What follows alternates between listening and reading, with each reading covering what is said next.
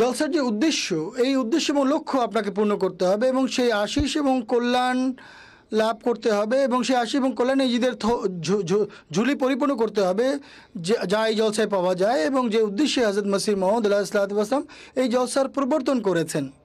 তিনি আলাইহিসসালাম এক ক্ষেত্রে এই কথাই বলেছেন, জলসায় বসে তোমরা নীরবে মনোযোগ দিয়ে জলসা শোনো, শুধু বক্তৃতা ইত্যাদি শুনবে, ভালো মন্দ দেখবে না, শুধু এই বিষয়টি দেখবে যে কথা উল্লেখ করা হচ্ছে বা বর্ণনা করা হচ্ছে তা আল্লাহ এবং রসুলের আদেশ অনুযায়ী, এবং আমাদেরকে এর উপরে আমল করতে হবে, অনুশীলন করতে হবে। কে বলছে সেটি বড় কথা নয়, আর কিভাবে উপস্থাপন করছে সেটিও বড় কথা নয়।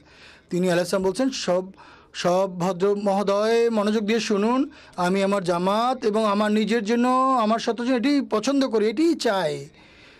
বাহ্যিক যে বক্তব্য, কথাবার্তা, একে তোমরা পছন্দ করো না এবং সকল উদ্দেশ্য এবং লক্ষ্য শুধু এর উপরেই নির্ভর করো না যে বক্তা কত জাদুকরী বক্তব্য দিয়েছে, তার বক্তৃতায় কত জোর রয়েছে। আমি এতে সন্তুষ্ট হই না। আমি পছন্দ করি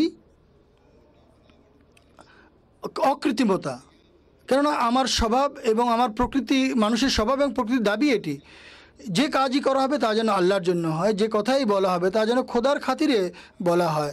তিনি বলছেন, মুসলমানদের মধ্যে যে বিভ্রান্তি দেখা দিয়েছে, বিকৃতি দেখা দিয়েছে, তার কারণ এটি, তারা বড় বড় কনফারেন্স, সম্মেলন করে, আঞ্জুমান করে, সংগঠন করে, বড় বড় বৈঠক হয় এবং বড় বড় বাগ্মী এবং বক্তা বক্তব্য দেয়, আর কবিরা তাদের জাতীয় কবিতা পাঠ করে এবং শ্রোতারা জয়ধ্বনি দেয়, কিন্তু হৃদয়ে এর কোনো প্রভাব পড়ে না।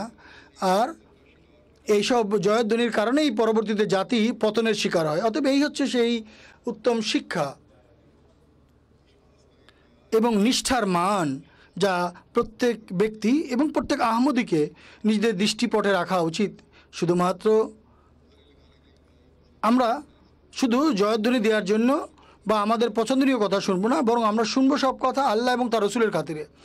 আর এই উদ্দেশ্যে প্রত্যেক আহমদীর এখানে জলসাগাহে আসা উচিত এবং আপনারা এসেছেন। আমি বিশ্বাস করি, আশা রাখি, প্রত্যাশা আমার যে আপনারা এই উদ্দেশ্যে এসেছেন। যেমনটি মসিহ মউদ বলেছেন, যে কাজই করবেন আল্লাহ তাআলার জন্য করবেন, আর যে কথাই বলবেন খোদার খাতিরে বলবেন।